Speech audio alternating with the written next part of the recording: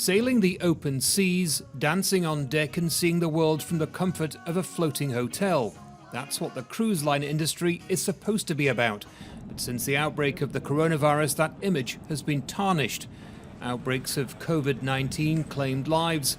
Passengers were eventually allowed to go home, but crew members, many of them migrants from poorer countries like the Philippines, have all but been abandoned. Crew member CAIO SALDANHA sent us these videos from on board celebrity cruises. He's been moved from one vessel to another, told he was going home only for plans to be cancelled, all of which he tells us is taking a huge mental toll. There are some people that you can see in their eyes that something is not good, but they are there, they are hanging, they are avoiding to think so much. They're trying to do some things to forget it. There are some people like me that are speaking out. They are awake of the situation and have something to say and wants to do something, not only for me, but for everybody.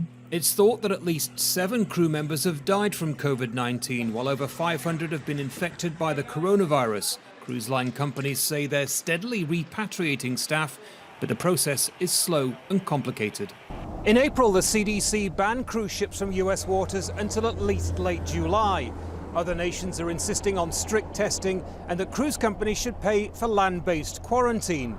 While some crew members have returned home, tens of thousands remain in cramped conditions with no pay. On one vessel, there was a food strike, while several suicides have been reported. Lawsuits are now being filed on behalf of crew members in what some legal experts say is bordering on a humanitarian crisis.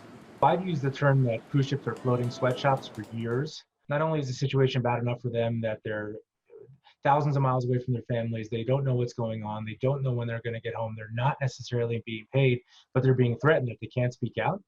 I mean, you really couldn't think of a worse situation for these crew members. CAIO, here in happier days as a cruise ship DJ, told us he never wants to work in the industry again. For now, he simply wants to speak out for others.